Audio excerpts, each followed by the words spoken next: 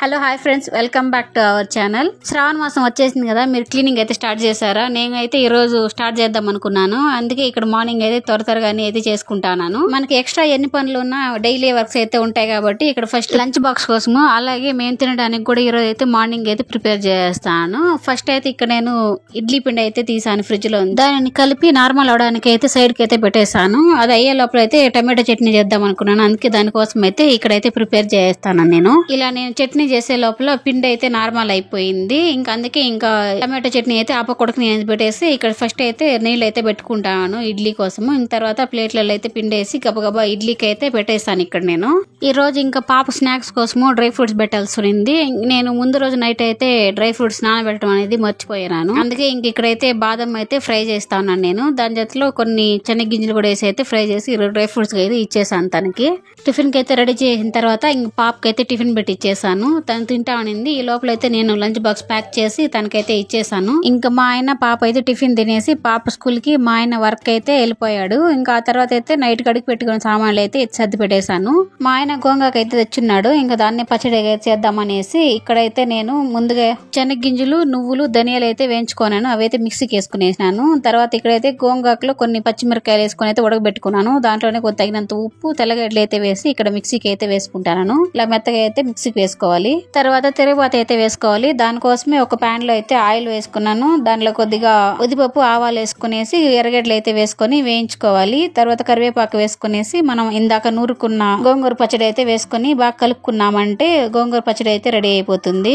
ఇలా లంచ్ కూడా కావాల్సింది అయితే ప్రిపేర్ చేసి పిల్లలకి అయితే టిఫిన్ తినిపించేసాను. తర్వాత నేను కూడా అయితే తినేసాను. తర్వాత ఇల్లు మొత్తం అయితే తోసి అయితే తుడిచేసాను. ఇంట్లో పని మొత్తం అయిపోయిన తర్వాత అప్పుడైతే క్లీనింగ్ అయితే స్టార్ట్ చేశాను. ఇక్కడ ముందుగా కబోర్డ్ అయితే క్లీన్ చేస్తున్నాను. తర్వాత అయితే బీరువా అయితే క్లీన్ చేద్దామని ఇక్కడైతే స్టార్ట్ చేస్తాను. నేను శ్రావణ మాసం వచ్చిన తర్వాత మనకైతే వరుసగా అయితే అన్ని పండుగలు వస్తా ఉంటాయి కాబట్టి ఇక్కడ నేనైతే ఫుల్ డీప్ క్లీనింగ్ అయితే చేస్తాను. అందుకే ప్రతి ఒక్కటైతే ఎత్తి నీట్ గా క్లీన్ చేసి అయితే పెట్టుకుంటాను. ఇక్కడ నేను బీరువా అయితే క్లీన్ గానే ఉంటుంది, కానీ సంవత్సరానికి ఒకసారి అయితే అలా ఎత్తి క్లీన్ చేసి అన్ని మార్చడం అనేది నాకు అలవాటు. అందుకే ఫస్ట్ అయితే అన్ని ఎత్తేసి నీట్ గా తుడిచేసి న్యూస్ పేపర్లు అయితే పెట్టేసి అన్ని బట్టలు అయితే ఇలా పెట్టేస్తాను. ఇక్కడ నేను ఇక్కడ నేనైతే ఓల్డ్ శారీస్ బ్లౌజ్ ఉంటాయి కదా, వాటిని అయితే ఇలా జిప్పును ఒక కవర్ లో అయితే పెట్టేసి పెట్టుకుంటాను సైడ్ కి. మనం అయితే తక్కువ వాడుతూ ఉంటాం కాబట్టి.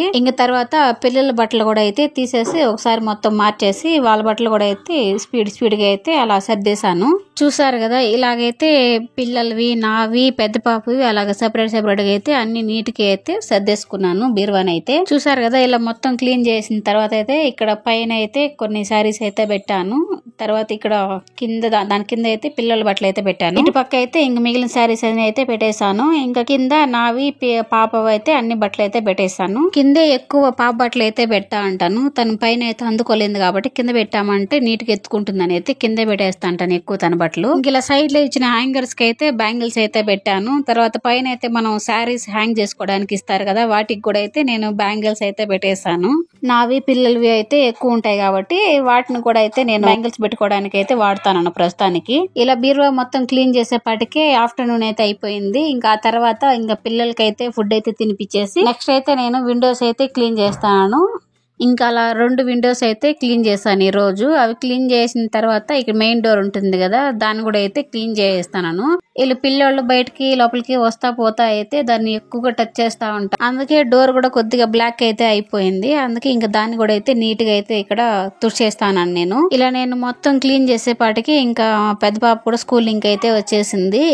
ఈవినింగ్ స్నాక్స్ అవి ఇచ్చి తినేసిన తర్వాత తనకైతే హోంవర్క్ అయితే చేపించేస్తాను ఇక్కడ నేను. అలా తనకి హోంవర్క్ అంతా చేపించేపాటికి నైట్ అయితే అయిపోయింది.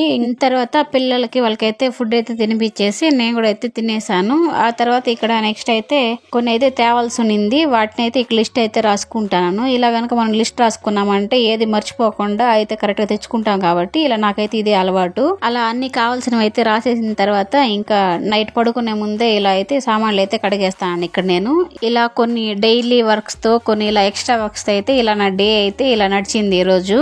ఇలా కొంతవరకు అయితే ఈ రోజు అయితే ఇల్లు క్లీన్ చేశాను. ఇంకా ఉంది, ఒకేసారి అయితే చేయడానికి కుదరదు కాబట్టి కొద్దిగా చేసుకుందామని అయితే నేనైతే ఇలా స్టార్ట్ చేశాను పనులని అయితే. ఇంతకు ముందు అయితే ఒక 2-3 డేస్ లో మొత్తం వర్క్ అయితే ఫినిష్ చేసేదాన్ని. ఇప్పుడు ఇంకా పిల్లలు ఉన్నారు కాబట్టి అలా అవ్వదు, ఒకేసారి చేద్దాం అనుకున్నా మనకు కూడా చాలా స్ట్రెస్ కాబట్టి కొంచెం కొంచెం నిదానం చేసుకుందామని అయితే నేనైతే ఇలా చేసుకుంటాను ఇయర్ అయితే. మీరు కూడా క్లీనింగ్ అయితే స్టార్ట్ చేశారా? నాతో అయితే షేర్ చేసుకోండి. ఇంతేనండి ఇవాల్టి వీడియో. ఆ వీడియో కనుక మీకు నచ్చినట్టయితే like, share, subscribe to our channel. Thank you. Bye.